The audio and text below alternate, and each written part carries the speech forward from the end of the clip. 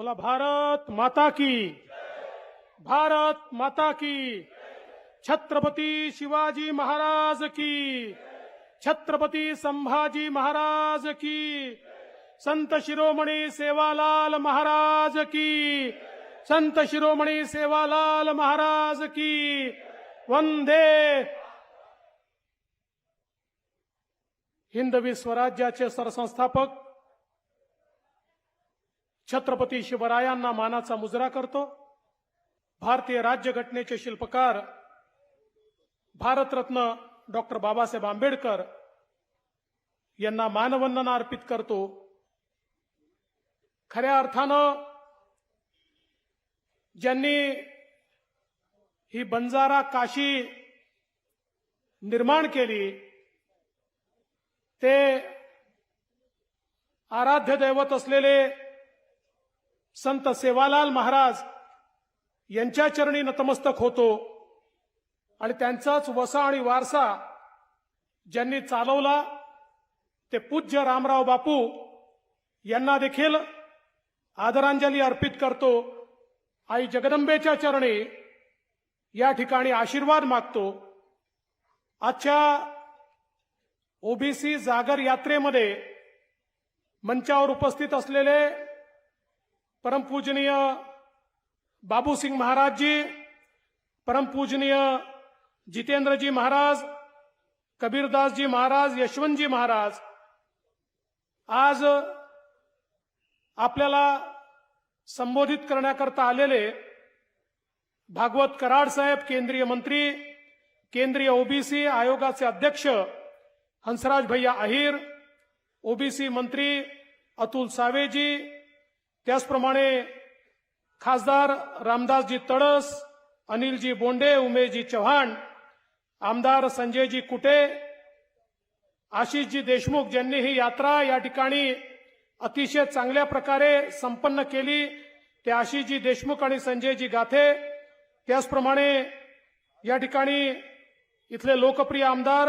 राजेंद्रजी पाटणी, निलयजी नाईक, उपेंद्रजी कोठेकर, आकाशजी पुणकर, रणधीरजी सावरकर, वसंतजी खंडेलवाल, श्वेताताई महाले, संदीपजी धुर्वे, प्रतापदादा अडसड, नामदेवजी ससाणे, दादारावजी केचे, देवरावजी होळी, मंचावर उपस्थित सर्व सन्माननीय पदाधिकारी आणि या ठिकाणी उपस्थित सर्व माझ्या ओबीसी व्हीजेएनटी भटके विमुक्त अशा सर्व माझ्या भगिनी आणि बंधूंनो, भारतीय जनता पक्षाची ओबीसी जागर यात्रा सेवाग्रामला सुरू झाली आणि आज या यात्रेचा समारोप पोहरादेवी या बंजारा समाजाच्या काशीमध्ये या ठिकाणी होतोय आणि खऱ्या अर्थानं सातत्याने या यात्रेने ओबीसी समाजामध्ये जागर घडवण्याचं काम केलं।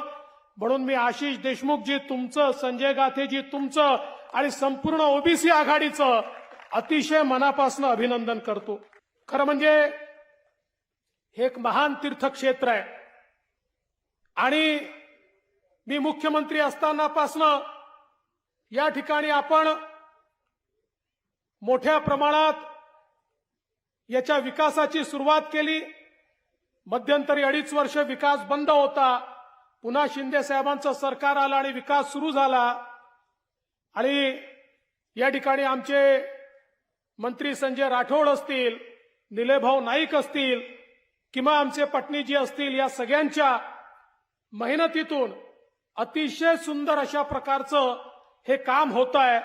खरं म्हणजे रामराव बापूंनी जे स्वप्न पाहिलं ते स्वप्न या ठिकाणी पूर्ण केल्याशिवाय आम्ही थांबणार नाही, हा विश्वास देखील या निमित्ताने मी आपल्या सर्वांना देतो।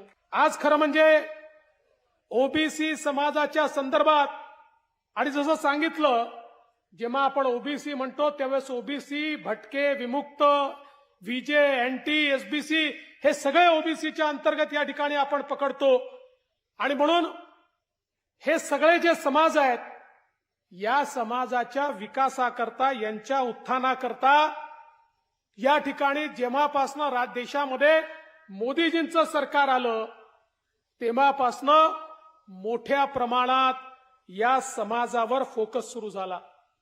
आज खरं म्हणजे आपण पाहतोय ज्या प्रकारे मोदीजींनी ओबीसी आणि भटक्या विमुक्तांची चिंता केली, त्यांच्यापर्यंत अधिकार पोचले पाहिजे, त्यांच्यापर्यंत सोयी पोचल्या पाहिजे, मुलांच्या हाताला रोजगार मिळाला पाहिजे, पारंपरिक रोजगार करणाऱ्यांना त्या ठिकाणी निधी मिळाला पाहिजे, त्यांना त्या ठिकाणी बिनव्याजी कर्ज मिळालं पाहिजे, त्यांना त्या ठिकाणी व्यवसाय वाढवता आला पाहिजे, त्यांच्या व्यवसायाचं ब्रँडिंग झालं पाहिजे, अशा ज्या विविध योजना आज मोदीजींच्या कार्यकाळात सुरू झाल्या। खरं म्हणजे मला असं वाटतं ओबीसींची जेवढी चिंता मोदीजींनी केली यापूर्वीच्या कुठल्याही सरकारने केली नाही। आज आम्ही ओबीसीच्या आरक्षणाचा विचार या ठिकाणी करतो, पण ओबीसीचं आरक्षण मिळालं कधी? मंडल आयोग जो जाणीवपूर्वक त्या ठिकाणी काँग्रेसच्या सरकारने थांबवून ठेवला होता, ज्यावेळेस भारतीय जनता पक्षाच्या मदतीनं व्हीपी सिंगांचं सरकार आलं त्यावेळी भारतीय जनता पक्षाच्या मदतीनं आणि समर्थनानं मंडल आयोग लागू झाला आणि ओबीसीला आरक्षण मिळालं। या मंडल आयोगाला विरोध करणारे कोण होते? काँग्रेस पार्टीने सातत्याने विरोध केला। त्यांनी तो आयोग कसा त्या ठिकाणी मांडता येणार नाही हा प्रयत्न केला। खरं म्हणजे ज्या मंडल आयोगाने ओबीसी भटक्या विमुक्तांना या ठिकाणी आरक्षण दिलं, मी आज आठवण करून देऊ इच्छितो, सन्माननीय उद्धव ठाकरेजींच्या पक्षाने देखील मंडल आयोगाचा विरोध केला होता आणि ओबीसीच्या आरक्षणाचा विरोध केला होता। हे आज सांगण्याचं कारण काय? ज्यावेळी एक नेता, एक गरीब चहावाला ओबीसी समाजाचा व्यक्ती देशाचा पंतप्रधान होतो आणि मोदीजीच्या रूपानं तो गरिबांचा, भटक्यांचा, विमुक्तांचा, ओबीसीचा विचार करतो, त्यांच्याकरता योजना आणतो, त्यावेळी त्यांच्या विरुद्ध षडयंत्र करून या देशातल्या कणखर अशा ओबीसी नेतृत्वाला कसं संपवलं पाहिजे याकरता देशातले 25 पक्ष एकत्रित येतात, पण त्यांना ओबीसीची ताकद माहिती नाही। अरे जो ओबीसी की बात करेगा वही देश पे राज करेगा। आणि म्हणून हा सगळा ओबीसी समाज हा मोदीजींच्या पाठीशी उभा आहे। आमचे भटके विमुक्त आमच्या मोदीजींच्या पाठीशी उभे आहेत। अलीकडच्या काळामध्ये राहुल गांधींना देखील आता ओबीसींची आठवण यायला लागली। आतापर्यंत नव्हती, चांगली गोष्ट आहे, त्यांना आठवण यायला लागली आणि आता त्यांनी मोहब्बत की दुकान उघडली आहे। मोहब्बत की दुकान। आता मला तर एक समजत नाही, प्रेम दुकानात कधी मिळायला लागलं? अरे प्रेम मनात असावं लागतं जे मोदीजींच्या मनात आहे। तुम्ही दुकानात किती उसनं प्रेम आणलं तरी तुमच्या दुकानातनं प्रेम घेण्याकरता कोणीही या ठिकाणी तयार नाही। तुमची मोहब्बत की दुकान बंद झाल्याशिवाय राहणार नाही, कारण प्रेम हे मनात असावं लागतं राहुल गांधी। ते केवळ दुकानामध्ये कधीच प्रेम त्या ठिकाणी मिळत नाही। पण यांची मोहब्बत की दुकान कशी आहे हे काल नागपूरमध्ये काँग्रेसच्या बैठकीत लक्षात आलं। ज्यावेळी काँग्रेसच्या 2 गटांनी एकमेकाच्या गचांड्या पकडून एकमेकाला ठोकाठोकी करून एकमेकाचे कपडे फाडले, त्यावेळी लक्षात आलं राहुल गांधीची प्रेमाची दुकान ही विदर्भामध्ये नागपूरपर्यंत पोहोचलेली आहे आणि अशीच ही दुकान या ठिकाणी निश्चितपणे चालणार आहे। खरं म्हणजे आज आपण बघा, मोदीजींनी ज्या योजना सुरू केल्या, आज पीक विम्यासारखी योजना मोदीजींनी सुरू केली। पीक विम्याचे लाभार्थी कोण आहेत? 71% लाभार्थी एससी, एसटी आणि ओबीसी आहेत। पीएम किसान प्रत्येकाला 6,000 रुपये देणारी योजना, या योजनेमध्ये 80% लाभार्थी एससी, एसटी आणि ओबीसी आहेत। प्रधानमंत्री आवास योजना जवळजवळ 60% लाभार्थी याच घटकाचे आहेत। आणि मी पुन्हा सांगतो, ओबीसी म्हणतो तेव्हा भटके, विमुक्त, विजे, एनटी या सगळ्यांचा त्याच्यामध्ये समावेश आहे। विविध शिष्यवृत्ती 58% मोदीजींची शिष्यवृत्ती याच समाजामध्ये जाते। मुद्रा योजनेचा लाभ मिळालेले जे 24 कोटी लोक या देशामध्ये आहेत त्यातलेही 51% लोक हे याच समाजाचे लोक आहेत। म्हणजे मोदीजी केवळ भाषण करत नाहीत, तर खऱ्या अर्थानं त्यांच्या योजनांचा लाभ हा ओबीसी आणि भटक्या विमुक्तांना, एससी आणि एसटीला या ठिकाणी मोठ्या प्रमाणात मिळतोय. आताच या ठिकाणी सांगितलं, खऱ्या अर्थानं सामाजिक न्यायाच्या गोष्टी तुम्ही करता. तुम्ही सांगता की जिसकी जितनी भागीदारी उसकी उतनी हिस्सेदारी. आजपर्यंत काँग्रेसने केलाय का? आज बघा, पहिल्यांदा देशामध्ये देशाच्या सरकारमधले 60% मंत्री एससी एसटी आणि ओबीसी आहेत. हे या देशामध्ये कधीच घडलं नव्हतं. तुम्ही भागीदारीची भाषणं केली, पण खरी ओबीसीला, व्हीजेएनटीला भागीदारी जर कोणी दिली असेल तर या देशामध्ये माननीय मोदीजींनी दिली. एसटीला भागीदारी दिली असेल तर या देशामध्ये माननीय मोदीजींनी दिली. आणि आज हे ओबीसीचं बोलणं करतायत. बंधू भगिनींनो, या देशामध्ये काँग्रेस पक्षाने आजपर्यंत 250 मुख्यमंत्री दिले. त्या 250 मुख्यमंत्र्यांमध्ये केवळ 17% मुख्यमंत्री हे ओबीसी समाजाचे, आणि भाजपने 68 मुख्यमंत्री दिले. त्यापैकी 31% काँग्रेसच्या दुप्पट मुख्यमंत्री हे भारतीय जनता पक्षाने ओबीसी समाजाचे दिले. त्यामुळे ओबीसी करता नुसतं भाषण करून या ठिकाणी अधिकारिता मिळत नाही, तर खऱ्या अर्थानं तुमच्या कृतीत काय आहे आणि आज तुमचा प्रयत्न काय आहे? आज तुमचा सातत्याने प्रयत्न आहे. अरे, आमच्या प्रधानमंत्र्यांची कुठली जात आम्ही सांगत नाही, सांगण्याचं कारण नाही. प्रधानमंत्री सगळ्या जातीचे, समाजाचे, धर्माचे आहेत. पण त्याच वेळी एक ओबीसी व्यक्ती देशाचा पंतप्रधान झाला, हे काँग्रेसच्या पोटात रोज दुखताय. आणि म्हणून कधी त्याला नीच म्हटलं जातं, कधी त्याला मौत का सौदागर म्हटलं जातं. अशा प्रकारे हिणवण्याचं काम हे या ठिकाणी करतायत. पण लक्षात ठेवा, या भारताला एक मजबूत राष्ट्र म्हणून ज्या व्यक्तींनी बनवलं त्यांचं नाव नरेंद्र मोदी आहे. आज देशात जगातली 5वी सगळ्यात मोठी अर्थव्यवस्था भारत झाला, याचं कारण नरेंद्र मोदींचं नेतृत्व आहे. आणि येत्या काळामध्ये जगातली 3ऱ्या क्रमांकाची सगळ्यात मोठी अर्थव्यवस्था भारत होणार आहे. याचंही कारण नरेंद्र मोदीजी आहेत. आणि जेव्हा अर्थव्यवस्था मोठी होते, अर्थव्यवस्था मोठी झाल्यानंतर त्यातनं संधी निर्माण होतात. अर्थव्यवस्था मोठी होते, रोजगार तयार होतो. अर्थव्यवस्था मोठी होते, इन्फ्रास्ट्रक्चर तयार होतं. अर्थव्यवस्था मोठी होते, गरिबाला घर मिळतं, गॅस मिळतो, इलेक्ट्रिसिटी मिळते, पाणी मिळतं. अर्थव्यवस्था मोठी होते, देशामध्ये रस्ते, पूल या ठिकाणी तयार होतात, पाटबंधारेच्या योजना तयार होतात. हे सगळं करण्याचं काम या ठिकाणी खऱ्या अर्थानं माननीय मोदीजींच्या नेतृत्वात झालेलं आहे. आता हे लोक सांगतात ओबीसीच्या जनगणनेच्या संदर्भात, खरं म्हणजे ओबीसीच्या संदर्भात अशा प्रकारे सर्वे करण्याकरता आमच्या सरकारने कधीच नाही म्हटलं नाही, कधीच नाही म्हटलं नाही. परंतु त्याच वेळी एक सवाल माझा आहे की 1931 नंतर या देशामध्ये कधीच या ठिकाणी जातीय जनगणना का झाली नाही? कधीच झाली नाही. एससी एसटी वगळता कधीच जनगणना झाली नाही. 7 मे 2011 रोजी तेव्हाचे काँग्रेसचे गृहमंत्री पी चिदंबरम यांनी सांगितले, कुठे सांगितलंय? लोकसभेत सांगितलंय. आता हे उलटं बोलतात. त्यांनी लोकसभेत सांगितलंय एससी एसटी वगळता कुठल्याच समाजाची आम्ही जातीय जनगणना करणार नाही. आणि त्याच्या पुढे जाऊन त्यांनी सांगितलं की स्वातंत्र्यानंतर पंडित नेहरूजींच्या काळातच हे ठरलेलं आहे की कुठल्याही समाजाची जातीय जनगणना आम्ही करणार नाही. असं एकीकडे लोकसभेमध्ये मंत्री म्हणून सांगतात आणि दुसरीकडे मात्र त्या ठिकाणी म्हणतात जातीची जनगणना का होत नाही. 2011 मध्ये त्यावेळच्या सरकारसमोर हीच मागणी विरोधी पक्षांनी केली होती. त्यावेळी त्यांनी ती मागणी नाकारली आणि ती नाकारल्यानंतर जेव्हा प्रेशर आलं त्यावेळेस त्यांनी डेटा गोळा करण्याकरता सांगितला आणि अशा प्रकारचा जातीय समाजाचा डेटा तयार केला.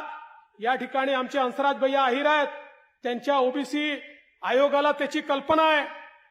खरं म्हणजे आपल्याला आश्चर्य वाटेल, एकूण महाराष्ट्रामध्ये आपण जर विचार केला तर या ठिकाणी जेवढ्या जाती आहेत त्याच्या कैकपट जास्त त्याच्यामध्ये जाती निघाल्या. केंद्राच्या यादीमध्ये 2479 जाती या ओबीसी मध्ये आहेत. पण ही जी यांनी जातीय जनगणना केली त्यात किती जाती निघाल्या माहितीये? 46 लाख. आता 46 लाख जाती तरी आहेत का? 46 लाख जाती त्यामध्ये आल्या आणि महाराष्ट्रामध्ये 494च्या ऐवजी 4 लाख जाती त्या ठिकाणी त्यांच्या जनगणनेमध्ये त्या ठिकाणी आल्या. आणि म्हणून मग त्यावेळच्या काँग्रेसच्या सरकारने हा निर्णय केला की जातीय जनगणनेचे आकडे हे घोषित करायचे नाहीत. तेव्हापासून आजपर्यंत त्यांनी घोषित केलेले नाहीत. आणि म्हणून आमचं अतिशय स्पष्ट मत आहे, जातीगत सर्व्हे करायला आमचा नकार नाही आहे, पण त्याच वेळी जाती जातींना समोर उभं करायचं, जाती जातींमध्ये भांडणं लावायची, अशा प्रकारचा कुठलाही निर्णय आम्ही करणार नाही. आज आपण पाहतोय बिहारमध्ये जात जनगणना झाली नाही, त्यांनी सर्व्हे केला, पण सर्व्हे केल्याबरोबर कुर्मी म्हणतात आमची संख्या कमी दाखवली, कोयरी म्हणतात आमची कमी दाखवली, मल्ला म्हणतात आमची संख्या कमी दाखवली. एक प्रकारे जे छोटे ओबीसीतले घटक आहेत ते सगळे आता त्या ठिकाणी आंदोलनाला उभे आहेत आणि ते म्हणतात हा बोगस सर्व्हे या ठिकाणी झालेला आहे. त्यामुळे करायचा असेल तर तो नीट योग्य प्रकारे केला पाहिजे, या ठिकाणी समाजाला न्याय देण्याकरता केला पाहिजे, अशा प्रकारचा सर्वे समाजाच्या भल्याकरता केला पाहिजे. पण केवळ राजकीय पोळी भाजून घेण्याकरता या ठिकाणी जर त्याचा उपयोग होणार असेल तर बंधू भगिनींनो, या देशातल्या ओबीसी मध्ये फूट पाडण्याचा प्रयत्न हा या ठिकाणी कोणी करू नये, हे आमचं आव्हान आहे. आणि म्हणून आम्ही सभागृहात देखील स्पष्टपणे सांगितलं की अशा प्रकारचा सर्व्हे करून प्रत्येक जातीची परिस्थिती काय आहे ते बघायला आमची बिलकुल नाही आहे, पण त्याची मेथोडॉलॉजी मात्र अशी असली पाहिजे की ज्यातनं जाती जातीमध्ये कुठेही त्या ठिकाणी भांडणं लागणार नाहीत. अशा प्रकारचा प्रयत्न आपण या ठिकाणी केला पाहिजे. आज जिसकी जितनी आबादी उसकी उतनी भागीदारी म्हणणाऱ्या काँग्रेसला माझा सवाल आहे, तुमच्याकडे तर भागीदारीचा विषयच नाही आहे, एकाच घरातले सगळे पंतप्रधान. माझा काँग्रेसला सवाल आहे, काँग्रेसने घोषित करावं की आम्ही या देशामध्ये ओबीसी पंतप्रधान करणार आहोत. करू शकतं का काँग्रेस? काँग्रेस करू शकत नाही. त्यामुळे या ठिकाणी निवडणूक आल्यानंतर अशा प्रकारे केवळ खोटं बोलायचं आणि रेटून बोलायचं आणि मोदीजींच्या विरोधात मोठ्या प्रमाणात त्या ठिकाणी कागाळ्या करायच्या, हे आता काँग्रेसने आणि त्यांच्या मित्रपक्षांनी बंद केलं पाहिजे. भारतीय जनता पार्टी ही नैसर्गिकरित्या ओबीसी भटक्या विमुक्तांची पार्टी आहे.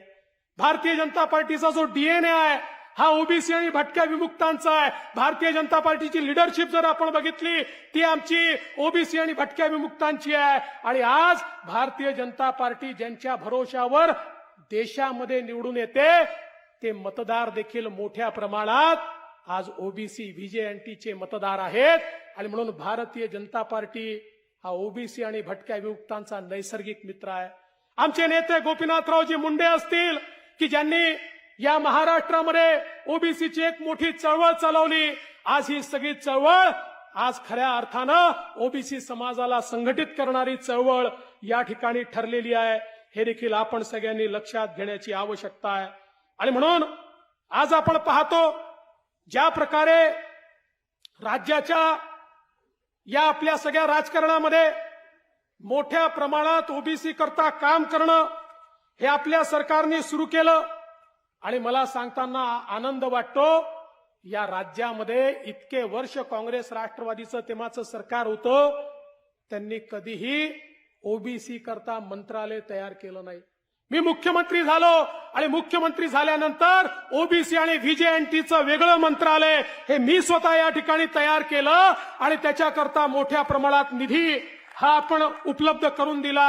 आणि आज ज्या योजना चाललेल्या आहेत त्या आपल्या सरकारच्या माध्यमातून चालल्या आहेत. आज ओबीसी करता आणि व्हीजेएनटी करता सरकारमध्ये 30 GR निघाले. या 30 GR मधले 26 GR हे मी मुख्यमंत्री असताना काढले आहेत. 4 GR शिंदे साहेब मुख्यमंत्री असताना काढले आहेत. माझा सवाल आहे, आज वडेट्टीवारजी विचारत होते की या ठिकाणी ओबीसी हॉस्टेलचं काय झालं. माझा त्यांना सवाल आहे, 2.5 वर्ष ते मंत्री होते, एक हॉस्टेल ते सुरू करू शकले नाही. पण या ठिकाणी आमचे संजय कुटे असतील, आमचे राम शिंदे असतील किंवा आता आमचे अतुल सावे असतील, यांच्या नेतृत्वात खऱ्या अर्थानं ओबीसी व्हीजेएनटी करता हॉस्टेल हे आता सुरू होऊन राहिलेले आहेत.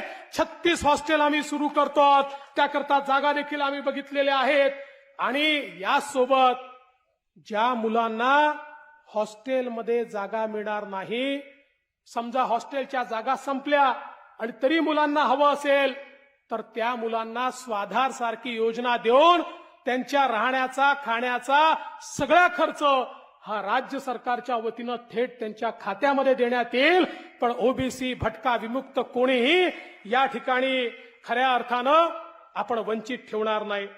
आज आपण पाहतोय की या ठिकाणी छात्रावास असेल, विदेशी शिष्यवृत्ती असेल, या ठिकाणी IAS IPS किंवा आपल्या महाराष्ट्राच्या राज्यसेवेमध्ये MPSC मध्ये शिकण्याकरता मुलांची व्यवस्था, त्यांचं ट्रेनिंग, या सगळ्या गोष्टी आपण केल्या. आणि महाज्योतीची स्थापना आमचे कुटे साहेब त्या ठिकाणी मंत्री असताना आपण केली. आज महाज्योतीच्या माध्यमातून मोठ्या प्रमाणात आपण काम करतोय. मगाशी उल्लेख झाला आमच्या ओबीसी आणि भटक्या विमुक्तांकरता विशेष योजना आपण सुरू केली, मोदी आवास योजना. 10 लाख घरं पुढच्या 3 वर्षात, हे वर्ष आणि पुढचे 2 वर्ष, अशा 3 वर्षामध्ये 10 लाख घरं ओबीसी आणि व्हीजेएनटीच्या गरीब लोकांकरता बांधण्याचा निर्धार हा आपल्या महाराष्ट्राच्या सरकारने या ठिकाणी घेतलेला आहे. आज आपण पाहू शकतो वेगवेगळे आपण जे या ठिकाणी आर्थिक विकास महामंडळ तयार केले, त्या माध्यमातून मोठ्या प्रमाणात गुरव समाज असेल, वडार समाज असेल, त्या ठिकाणी रामोशी समाज असेल, आमचे माती कला बोर्डाच्या माध्यमातून आमचा कुंभार समाज असेल, प्रत्येक समाजाकरता त्या ठिकाणी आपण काम सुरू केलं. तांडा विकास योजना आणि तांडा विकास योजनेसोबत सेवालाल महाराज रस्ता पोहोच योजना, प्रत्येक तांड्यापर्यंत त्या ठिकाणी पक्का रस्ता बांधण्याची योजना ही आपल्या सरकारने या ठिकाणी सुरू केली. तांड्याचा विकास झाला पाहिजे, तांड्यापर्यंत त्या ठिकाणी सगळ्या प्रकारच्या सोयी पोचल्या पाहिजे, हे काम आज आपल्या सरकारने या ठिकाणी केलं. आणि हे सगळं करत असताना आज आपण पाहतोय माननीय मोदीजींनी ओबीसी आयोगाला संवैधानिक दर्जा दिला. मगाशी हंसराज भैयांनी सांगितलं गोष्ट खरी आहे. हे आज ओबीसी बद्दल बोलतात, यांच्या काळामध्ये ओबीसी व्हीजेएनटी समाजातला मुलगा डॉक्टर बनू शकत नव्हता, कारण ते जे 27% आरक्षण हे केंद्रीय कोट्यामध्ये होतं, ते आरक्षण MBBS ला लागूच नव्हतं. 70 वर्षे आरक्षण लागू नव्हतं. पण माननीय मोदीजींनी सांगितलंय चालणार नाही, ओबीसीचा व्हीजेएनटीचा मुलगा हा देखील डॉक्टर झाला पाहिजे. आणि मोदीजींनी 27% आरक्षण हे MBBS करता, ओबीसी आणि व्हीजेएनटी करता लागू केलं. आणि आज त्याच्यामुळे आमची मुलं डॉक्टर बनताना आपल्याला पाहायला मिळत आहेत. आणि म्हणून बंधू भगिनींनो, आज आपण पाहतोय मोठ्या प्रमाणात आमच्या ओबीसी समाजाकरता वेगवेगळ्या योजना या ठिकाणी आपण तयार केलेल्या आहेत. आज खरं म्हणजे राज्यातल्या ओबीसी समाजाला मी सांगू इच्छितो, व्हीजेएनटी समाजाला मी सांगू इच्छितो, आज राज्यामध्ये वेगवेगळ्या आरक्षणाच्या मागण्या होत आहेत. त्या मागण्या देखील स्वाभाविक आहेत, नैसर्गिक आहेत, त्या मागण्या देखील न्याय आहेत. पण आमचं सरकार एकाचं ओरबाडायचं आणि दुसऱ्याला द्यायचं असं करणार नाही. आमचं सरकार या ठिकाणी कुठल्याही परिस्थितीमध्ये ओबीसी आणि व्हीजेएनटी यांच्या आरक्षणाला धक्का लावू देणार नाही. ओबीसी आणि व्हीजेएनटी यांना संरक्षित करायचं काम हे आमचं सरकार करेल. मराठा समाजाची देखील मागणी आरक्षणाची आहे, मागणी योग्य आहे. मागच्या काळात आम्ही दिलं होतं, ते हायकोर्टाने वैध ठरवलं होतं. सुप्रीम कोर्टामध्ये त्यावेळेचं सरकार हे ते थांबवू शकलं नाही. पण आम्हाला विश्वास आहे की हो, मराठा समाजाला आम्ही आरक्षण देऊन दाखवू. आणि मराठा समाजाला आरक्षण देताना ज्या प्रकारे आम्ही कोणाचंही आरक्षण कमी न करता मराठा समाजाला आरक्षण दिलं होतं, त्याच प्रकारे मराठा आरक्षण करता आमचं सरकार कटिबद्ध आहे. आमचे मुख्यमंत्री एकनाथरावजी शिंदे यांनी कंबर कसली आहे आणि निश्चितपणे मराठा समाजाला न्याय दिल्याशिवाय आमचं सरकार थांबणार नाही. पण आमचं एकच विनंती सगळ्यांना आहे, वेगवेगळ्या राजकीय पक्षांना आहे की या ठिकाणी खऱ्या अर्थानं वेगवेगळे समाज एकमेकासमोर उभे ठेवू नका. वेगवेगळे समाज एकमेकाच्या विरुद्ध उभे आहेत. कुठेतरी समाजामध्ये दुही निर्माण झाली आहे. एकमेकाच्या विरुद्ध गावगाड्यावर समाज एकमेकाच्या विरोधात उभे आहेत. अशा प्रकारची व्यवस्था ही कधीच येऊ देऊ नका. विशेषतः मला दिसतंय काही राजकीय पक्ष त्यांचे जर गेल्या काही दिवसातले स्टेटमेंट आपण बघितले तर आपल्या लक्षात येईल यांना महाराष्ट्र शांत राहू द्यायचा नाहीये. यांना महाराष्ट्रामध्ये जाती जातीला लढवायचं आहे. हे दुसऱ्याच्या खांद्यावर बंदूक ठेवणार आहेत. हे या ठिकाणी लोकांमध्ये संभ्रम पसरवणार आहेत. हे लोकांना खोटं सांगणार आहेत आणि समाजाला एकमेकाच्या समोर उभं ठेवणार आहेत. पण राज्य सरकार कुठल्याही परिस्थितीत अशी वेळ येऊ देणार नाही. कुठल्याही समाजाचा व्यक्ती असो, मग तो मराठा समाज असो, ओबीसी असो, धनगर असो, आदिवासी असो, सगळ्यांच्या समस्या समजून घेऊन त्या समस्या सोडवण्याचं काम हे राज्य सरकार निश्चितपणे या ठिकाणी करेल. आणि या महाराष्ट्रामध्ये गावगाड्यावर सगळे समाज एकत्रितपणे नांदतायत हे चित्र पुन्हा आपल्याला उभं करायचं आहे. आणि विशेषतः माननीय मोदी साहेबांनी विश्वकर्मासारखी योजना उभी केली. आमच्या 12 बलुतेदारांना, आमच्या भटक्या विमुक्तांना, आमच्या छोटं काम करणाऱ्या या सगळ्या समाजांना त्या ठिकाणी मोठ्या प्रमाणात ट्रेनिंग द्यायचं आणि त्यांना कुठल्याही तारणाशिवाय कर्ज द्यायचं. अशा प्रकारे गावातली अर्थव्यवस्था पुन्हा उभी करायचं काम हे मोदीजींच्या माध्यमातून होणार आहे. आणि म्हणून या विश्वकर्मा योजनेच्या माध्यमातून आज पुन्हा एकदा आमचा ओबीसी, मायक्रो ओबीसी आपल्या पायावर उभं करण्याचं काम आणि त्याला 13,000 कोटी रुपये देण्याचं काम हे माननीय मोदीजींच्या माध्यमातून या ठिकाणी झालेलं आहे. मी बंधू भगिनींनो, आपला जास्त वेळ घेणार नाही. गेले 4-4.5 तास आपण या ठिकाणी आहात. पण आपल्याला एवढंच सांगतो, हा ओबीसीचा जागर हा कोणाच्या विरोधात नाही आहे. हा ओबीसीचा जागर हा केवळ ओबीसी समाजापर्यंत त्यांच्या योजना पोचवायच्या, ओबीसींना जागृत करायचं, ओबीसींना त्या ठिकाणी त्यांचे अधिकार मिळवून द्यायचे याकरता आहेत. आणि निश्चितपणे दीन, दलित, गोर, गरीब, आदिवासी, शेतकरी, शेतमजूर, महिला या सगळ्यांच्या जीवनामध्ये सकारात्मक परिवर्तन करण्याचं काम हे येत्या काळामध्ये आपलं सरकार करेल. पटणीजी, तुम्ही या ठिकाणी सोयाबीन उत्पादक शेतकऱ्याचा मुद्दा मांडलाय, तो योग्य मुद्दा आहे. आमचा सोयाबीनचा शेतकरी अडचणीत आलेला आहे आणि म्हणून मागच्याच कॅबिनेटमध्ये आम्ही सांगितलं तात्काळ त्याचे पंचनामे करा आणि आमच्या सोयाबीनच्या शेतकऱ्याला ज्याच्या त्या ठिकाणी सोयाबीनवर येलो मोझॅक आल्यामुळे सोयाबीन पिवळं पडलाय त्याला मदत करण्याचा निर्णय देखील आपल्या सरकारने घेतलेला आहे. आज आमच्या शेतकऱ्याला केंद्राचे 6,000 रुपये तर राज्याचे 6,000 रुपये देण्याचं काम देखील आपलं सरकार या ठिकाणी करताय. आमच्या शेतकऱ्यांना 1 रुपयात पीक विमा देण्याचं काम हे आपल्या सरकारने केलं. आणि यावेळी बघा, 1 रुपयात पीक विमा असल्यामुळे मोठ्या प्रमाणात शेतकऱ्यांनी पीक विमा भरला. आज शेतकरी अडचणीत आल्याबरोबर या पीक विम्याच्या माध्यमातून मोठ्या प्रमाणात आमच्या शेतकऱ्यांना मदत करण्याचं काम हे आपल्या सरकारच्या माध्यमातून चाललंय. आणि म्हणून आपला आशीर्वाद, आपला विश्वास असाच आमच्या पाठीशी आपण ठेवा ही आपल्याला विनंती करतो. आणि भारतीय जनता पार्टी ओबीसी आणि भटक्या विमुक्तांच्या पाठीशी पूर्ण ताकदीने उभी राहील. आणि भारतीय जनता पार्टी ओबीसी आणि भटक्या विमुक्तांना त्यांचा न्याय मिळवून देईल हा विश्वास या निमित्ताने व्यक्त करत या ठिकाणी आशिष देशमुखजी, संजय गातेजी आणि त्यांच्या संपूर्ण टीमचं मनापासून अभिनंदन करतो आणि माझे 2 शब्द संपवतो. धन्यवाद. जय हिंद, जय महाराष्ट्र, जय ओबीसी, जय सेवालाल महाराज.